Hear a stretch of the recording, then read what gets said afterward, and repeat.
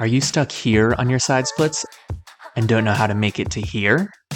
As a beginner to intermediate side splitter, two common barriers to fast progress are poor proprioceptive understanding of the proper splits alignment and the inherent difficulty of scaling the standing side splits exercise to your level of strength and flexibility. In this video, I'll show you a seated variation which helped me overcome both of these problems to help you speed up your splits journey. Problem 1 as a beginner is that you don't yet have much strength to support your entire body weight with your adductors, so you're unable to access your full passive range of motion in the standing side splits, and there's no easy way to relax as the stretch becomes more intense. While you can use props for the hands and legs to allow a more comfortable position, I find the setup a bit more cumbersome and the exercise a bit more fatiguing than it needs to be.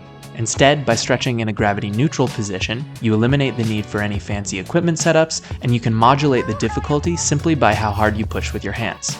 Problem 2 is that finding space in the standing side splits is also tricky for beginners. After you get about halfway down in the splits, the femur bone will come into contact with the top of the hip socket, and the only way to go deeper is to anteriorly tilt the pelvis or externally rotate the femurs. Learning to do this while standing is difficult because you have to maintain balance, especially as most splits beginners will also have less spinal flexibility, making it hard to maximally tilt the pelvis without losing balance. Instead, we can take this to the floor, which automatically tilts the pelvis forward in order to sit upright. From here, we can play with pelvic tilt and hip rotation in order to find the most open position for you, avoiding the need to balance as you come out of the vertical position. These two key advantages over the standing variation are especially useful for beginners who need to both build strength and discover the proper alignment in the stretch. Begin by taking a seat on the ground in front of a blank wall. I'm wearing socks to reduce the friction between my feet and the floor and wall, and also because these socks are bad as hell. There are two primary motions we'll be using throughout the exercise. The antagonist motion, using your glutes to bring your legs apart and hips closer to the wall, and the agonist motion, using your adductors to bring the legs together, pushing your heels against the wall. I'm exaggerating the motion here to show you where you should be focusing your effort.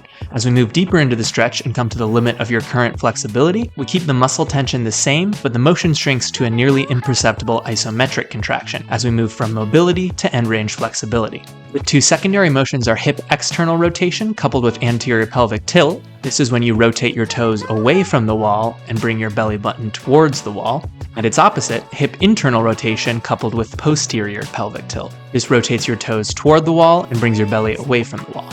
As I demoed in the standing side splits, everyone will need some degree of external rotation and anterior pelvic tilt to find the deepest splits. But the amount is different for all of us, so I can't tell you exactly what the optimal position is for you. I can just give you the tools to find it.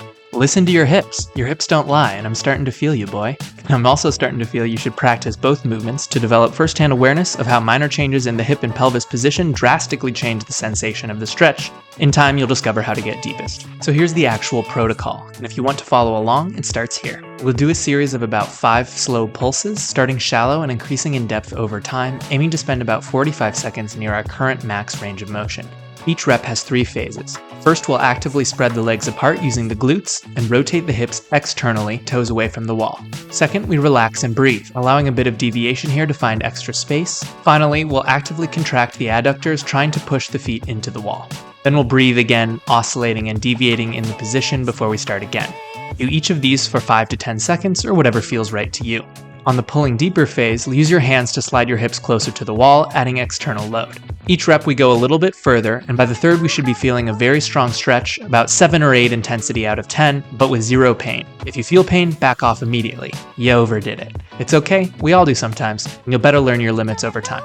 In the final 2 reps, we won't get too much deeper visually, as we'll be really pushing the end range of motion, but the feeling of contraction and relaxation here should be very evident to you. I'd encourage finding a lot of movement here, oscillating slightly in and out of the position with your agonist and antagonist contractions, and deviating slightly away from the position by rocking the hips left to right to twist them, leaning forwards and backwards to feel how that affects the stretch, and allowing a tiny bit of knee bend. This gives you a wider stimulus around the end range of motion and will over time help you internalize the position that allows you to go the deepest, which you can then take with you under greater load to the fully upright side splits position. And that's all there really is to it. In summary, we do a handful of reps over 2 to 3 minutes in order to warm into our max range of motion, build strength and comfort moving near our end range, while learning how small tweaks affect the stretch feeling, and accumulate up to 1 minute of really pushing into new range. We accomplish this by activating the muscles which bring us into and out of the stretch, by oscillating near our current limit, and by deviating from the position to gain comfort in slight variations of the position. Self-exploration really is the name of the game here. Aim to challenge yourself and learn which focus and minute position tweaks you respond best to.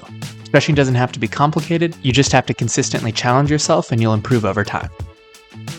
For beginners, I think this seated wall stretch could be as much as 50% of your splits training program. For example, if you have 2 sessions a week, you could do 1 session of this stretch and 1 session of a standing variation. For more advanced trainees, let's say over 150 degrees at the hips, you want to spend much more time standing to have gravity help you up the intensity and really get specific in your training. This can still be a nice supplemental exercise, particularly for days where you want a lower intensity, longer hold. The inherent lower external load from gravity makes it ideal for this style. A final technique to increase the intensity near the end range is to use the strength of your arms to lift your hips slightly so that you can pulse your hips up and down and towards the wall. This type of ballistic stretching will allow you to get slightly deeper, but be careful because it's very intense. Finally, to come out of the stretch, I like to bring my legs together using little to no assistance from the hands at all, taking one last chance to build strength through the full range of motion. Enjoy the burn and have a great day.